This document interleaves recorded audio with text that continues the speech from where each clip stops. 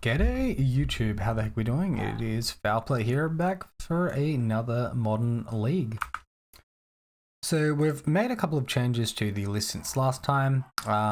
We've increased the number of Griff Spoons to 3. Evasion seems to be at a reasonable place at the moment, so having more copies of Griff Spoon seems like a good place to be. Additionally, we removed Core Spirit Dancer because that was just a little bit of a funky idea. But I think a little bit too greedy considering how much we've already jammed into the deck. So Audacity back up to 2 copies there. For anyone new, we've got 2 copies of Spider Umbra, 4 copies of Hyena for a total of 6 lots of Totem Armor, which is good into Dress Down plus Unholy Heat. The Totem Armor aura stays on the aura, does not apply to the creature, so it still triggers in response to the burn effect. Of course, this doesn't help you against bounce effects such as Brazen Borrower or something like Archmage's Charm, which can steal your Slippery Boy altogether. Alright, so the other main change is I've finally removed Pithing Needle from the sideboard. We've got up to 3 copies of Gadok Teague for that one. Outside of Gadok Teague though, we've got a pretty spicy sideboard. Everything can cost 0 mana to cast. So Leyline of Sanctity for against Burnt, against Discard, Force of Vigor for against Hammer Time, Amulet Titan, Blood Moon decks. Chalice of Void is pretty interesting. We can play this on 0 for into the Cascade matchup. So Living End and Rhinos. And Solitude has been a more recent inclusion, but I'm really starting to love this more and more. Definitely a big thank you to my friend Alec for suggesting it to me. But this can come in against, Death Shadow, against Hammer Time, against Amulet. Like, it's just fantastic 0 mana removal against a lot of these decks. And it's even good into Living End, where you get your 3/2 lifelinker on the battlefield in response to your opponent trying to exile everything. That is the deck, ladies and gentlemen. Let's get into this league. Alright, so here we are for the first match. We won the die roll versus Free Fruit. This is our 7-card hand. It's a really good 7-card hand currently. If this is a Tron deck, turn 2 Floofy Paws, we can get a potential turn 3 kill with her. We'd need to draw a land plus any 1 mana aura to do it though. As it is, it could also be like an Underworld Breach, and is it Prowess? Those are other decks that run Gigantha. Alright. Looks like maybe a Death Shadow deck, interestingly enough. I know we want to proceed forward here. I guess getting Plains is okay. We're a little bit over flooded with creatures here, which is interesting. We could just Rancor attack and then run out of gas a little bit.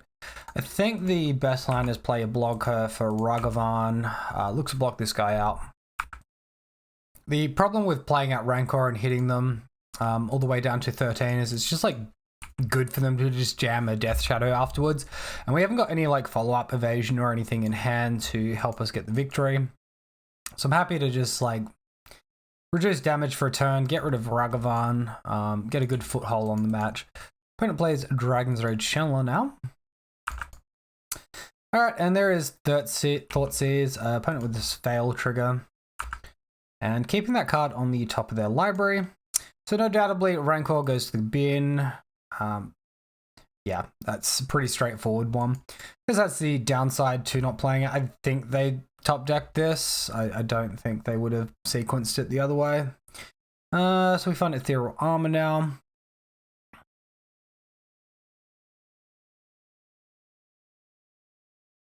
Three cards in our opponent's hand. It's possible that Floofy Paws just survives.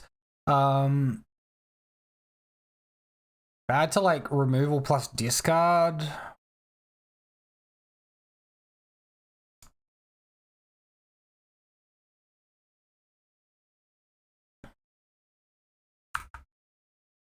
The answer has to be just make a big Bogle, I feel, an attack and hope they don't have Death Shadow. I don't see a better way to sequence this really. I don't think holding Ethereal Armor in hand is really all that realistic.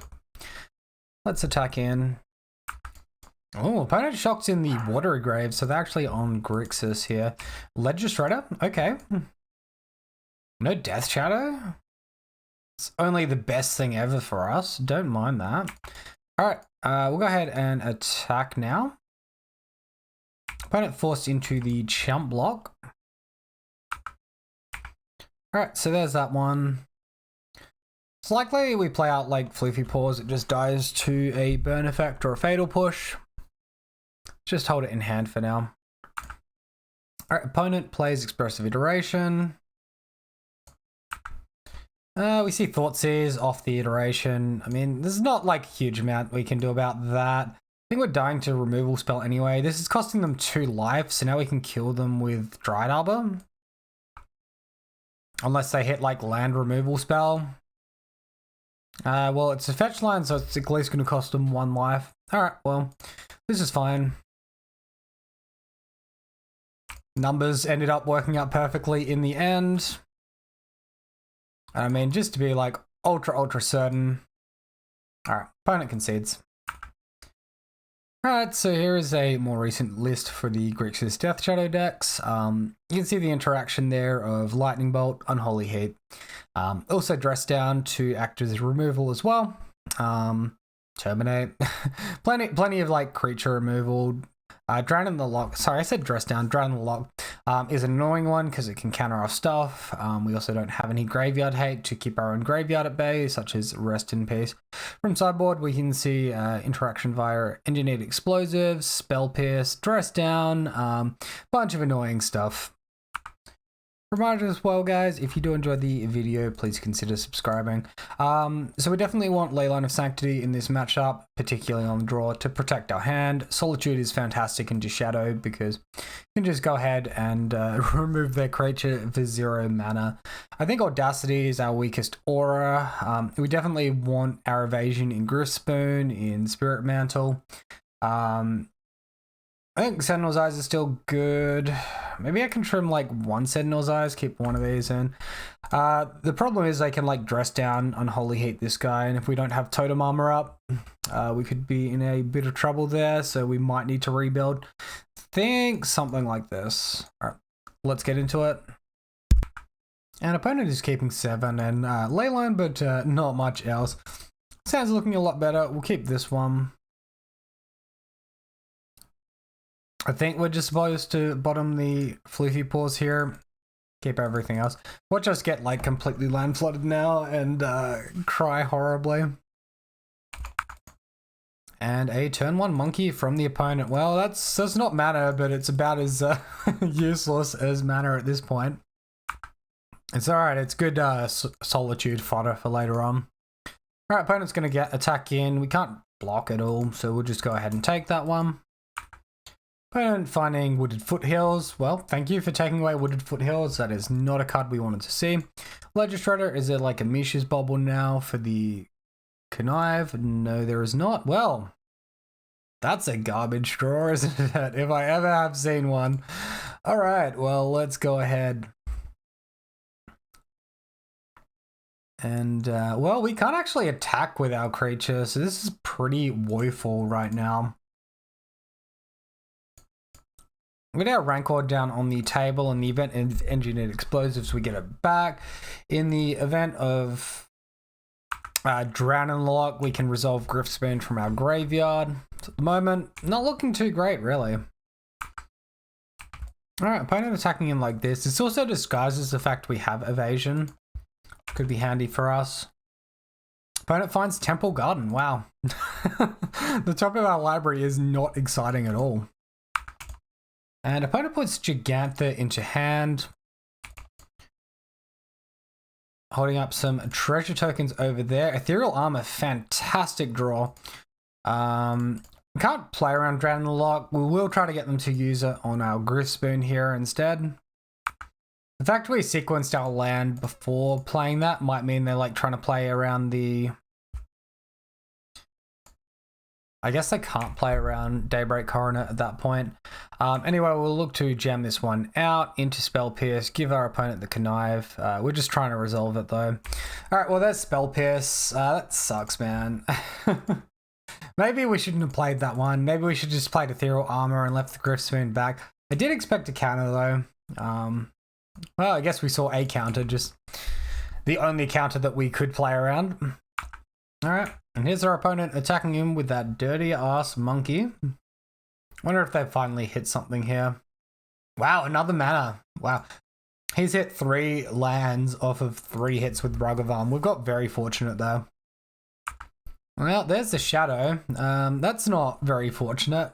This one's going to be hard to beat. And Gigantha. Alright, well. Maybe specifically Daybreak Coronet can help get us there. A 7/4 would be pretty good. Guess Ethereal Armor would add 4 and force the block. Oh, Daybreak Coronet, but we can't resolve it. That's so annoying. And then our opponent has 14 damage, so we'll just concede this one.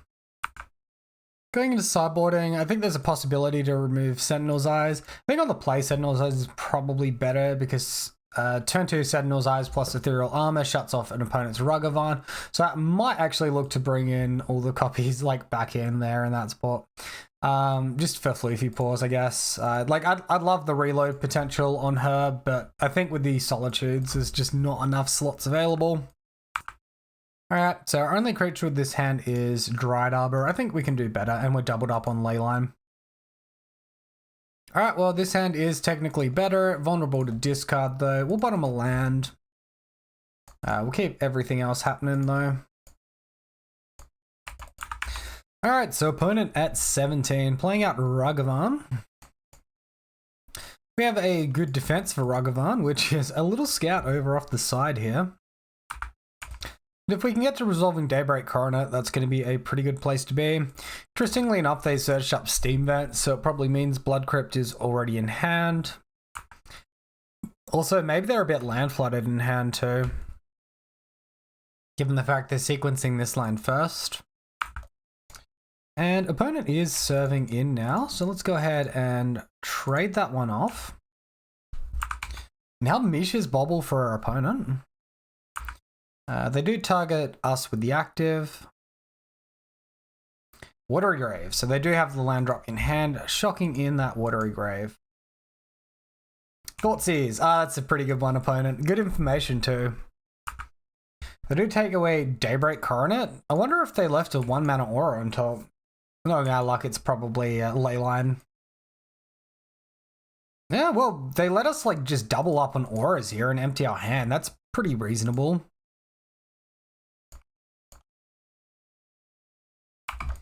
I mean, our opponent can follow up with a massive Shadow next turn, but we're like 1 power away from winning this, or 1 point of damage, like via Shockland or something, away from winning this. So, not the worst place to be.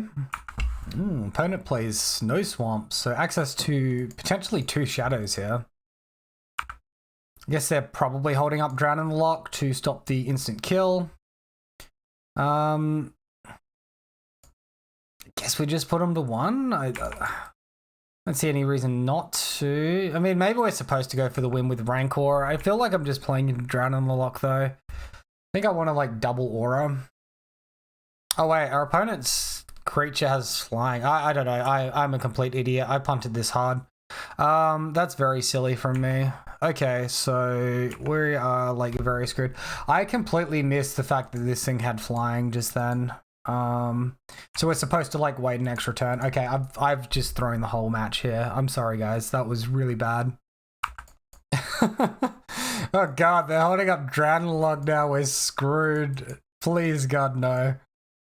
Okay, not really what we want to see. Right. Guess we play this. There's not much reason to play it. I guess Engineered Explosives would be the only reason to hold it. Yeah, it's not looking too good for our hero after punting that one. Oh my god, I can't believe I missed the flying. Missed the Delirium. And Thoughtseize now. I guess they take armor. It's the different effect. Well, you just know this little fellow is just not going to resolve. I guess we have to try for it. Opponent looks like they have like no creatures of their own. Even a Dryad Arbor off of a fetch land would be a really good way to try and get the victory here. Yep, so Drown in the Lock. I mean, we were fully expecting that. All right, now this one is out of hand. Expressive Iteration, yeah, pretty good one. Oh god, a Spell Pierce as well, and a fetch land. I guess they're just burning the Spell Pierce because they're not going to be able to play that. All right, another dead draw. And opponent cracks their Bloodstained Mire. They're all that way down to 1 life now. Oh no. Still holding up Drown in the Lock. Well, that is a creature. We'll go ahead and pass the turn. And opponent attacking in, holding up 5 cards here. Gigantha 2 hand. It's a pretty dead one. Go ahead and pass the turn. And opponent is attacking for 1. We'll see if they have the land into Gigantha. If they brick on land drop and we hit land drop 2 turns in a row, we can actually take this. Okay, this is interesting. Interestingly enough, our opponent's just holding up interaction here, not attacking with the Ledger Shredder. They did hit their 5th land drop. They're not interested in going for it just yet, so we'll be patient as well. 3rd Rancor, it's a bit amusing. Never mind, they can't crack this Scalding Tarn. Yeah, I know they're on 1, right? We all know they're on 1. Don't mind me, guys. It's been a busy week. All right, Expressive Iteration from our opponent. You see Dragon's Rage Channeler, so that's potentially problematic. Oh. This is interesting because we can force them to have exactly Fatal Push right now.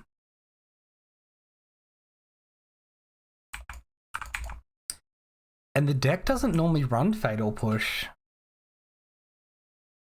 I think we get them. Alright, opponent is attacking in now. We'll happily take that 1 point of damage. No need to jump the gun on this Solitude here. Alright, end of turn. Windswept Heath. Dryad Arbor. Opponent cracks Misha's Bubble, looking at us. Okay. Sure.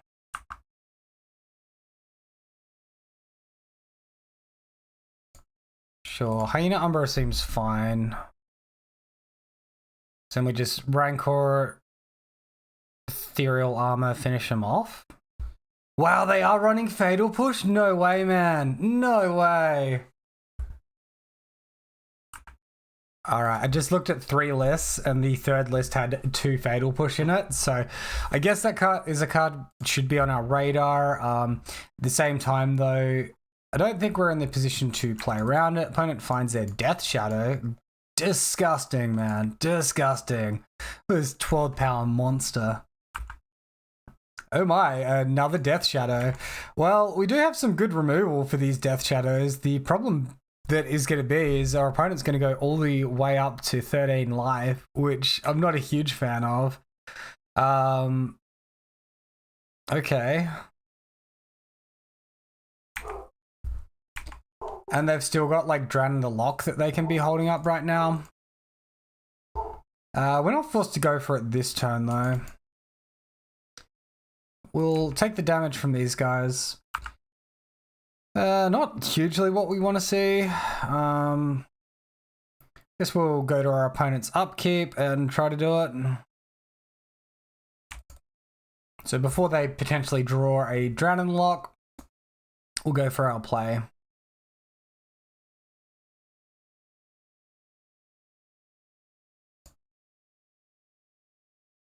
Exile, evoke.